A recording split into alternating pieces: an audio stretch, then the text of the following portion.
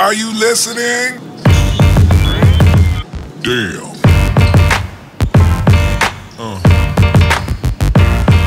Yeah.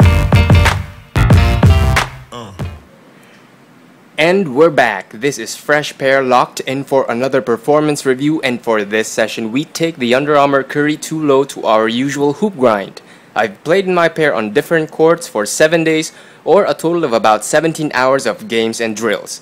The Curry 2 Low is out now at Under Armour brand houses and retailers, including 2600 Basketball, which is a basketball concept store in the heart of the summer capital of the Philippines, Baguio City. You can hit them up at facebook.com/2600basketball for your hoop fix, whether you are in Baguio City or anywhere in the Philippines. Also, please subscribe to my YouTube channel, add me on Instagram, and do check out my website www.freshpair.ph. Links will be in the description box below. I will definitely appreciate all the love you can give. With that said, let's get it. 6, 5, 4, 3, 2, 1. You'll never have the sacred stone. Oh, this you crazy mother.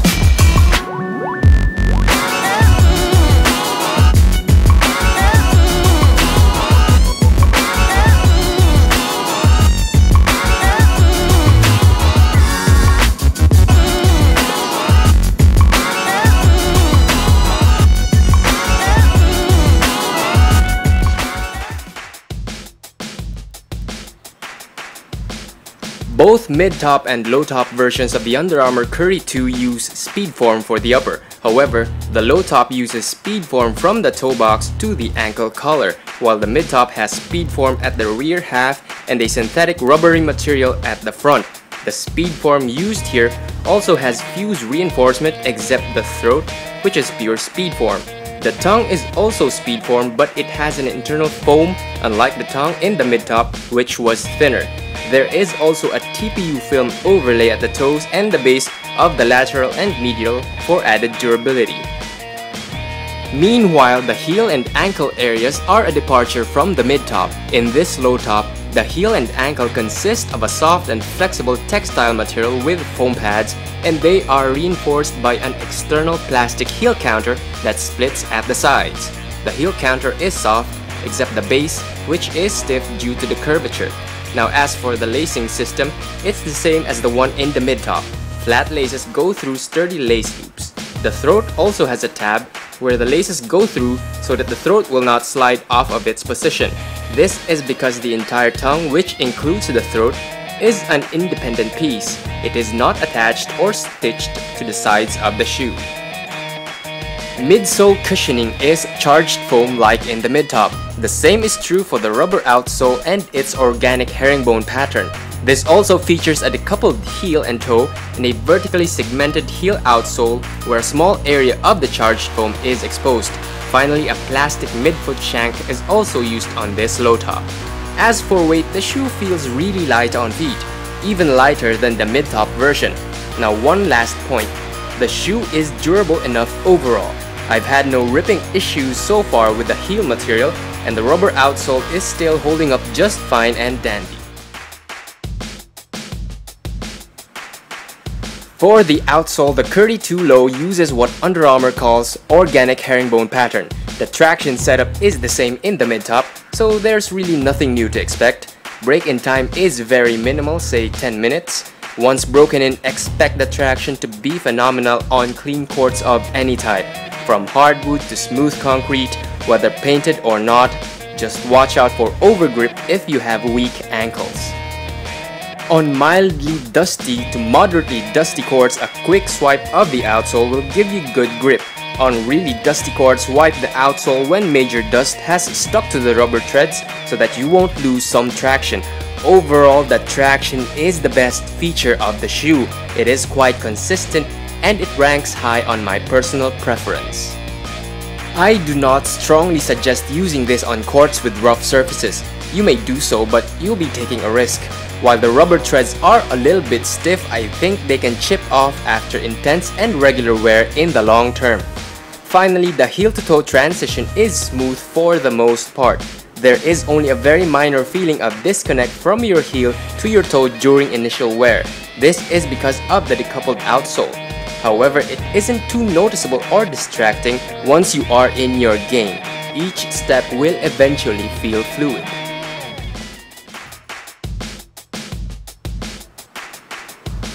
Similar to the mid-top, charged foam is also used in this low top. The cushioning in the mid-top immediately felt responsive. This is not the case with the low top. For some reason, the midsole in this low top felt stiff on the first 2 days.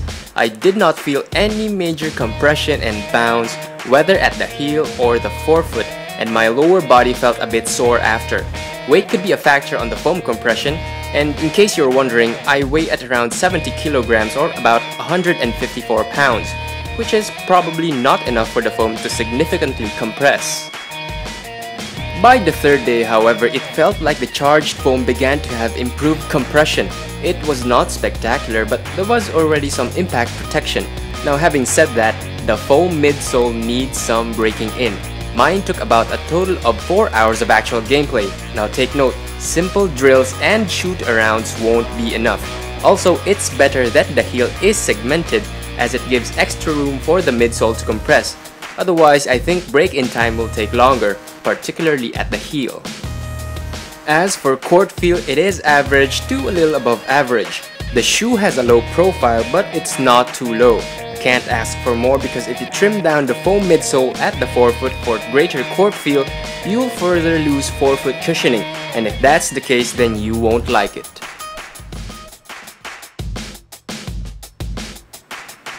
The fit is true to size, so get a size 11 if you wear an 11.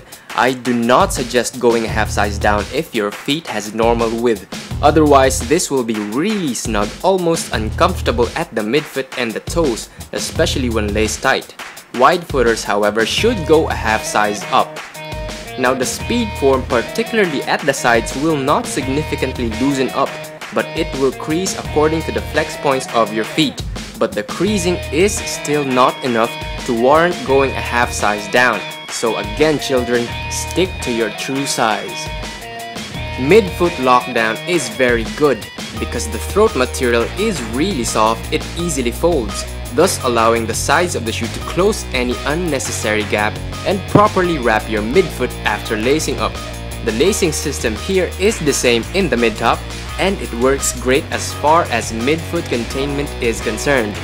Now, as for heel lockdown, you may experience some very minor heel sliding if you wear thin socks, so wear thick socks just in case. If you're wearing an ankle brace, the heel area has enough room for that, and the brace can tighten up the heel area. But for the most part, the foam pads at the heel and ankle help reduce any extra space. Lastly, ventilation is from average to below average. The fuse backing at the toes and sides can trap heat. If your feet tend to sweat a lot, prepare for a little bit of juice at the toes and midfoot.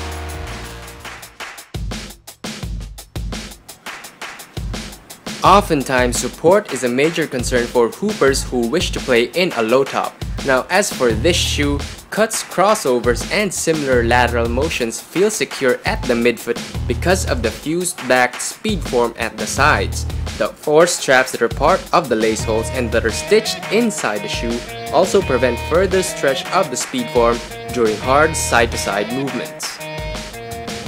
Unlike the mid-top, the low-top has a tongue that has plush foam pads and they allow you to lace tight without discomfort.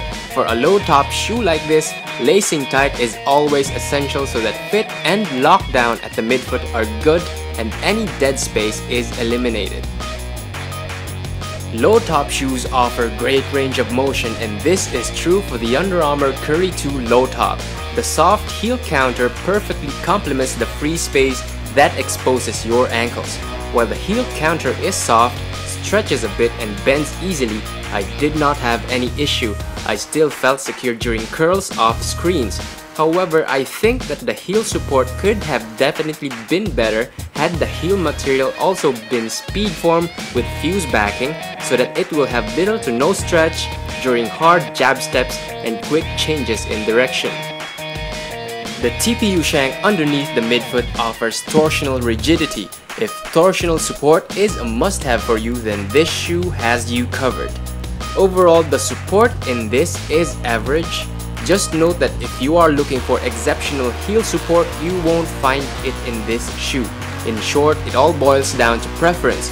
You want a tank for your feet? This is not it. But if you're after a lightweight shoe with decent support, this can be an option for you.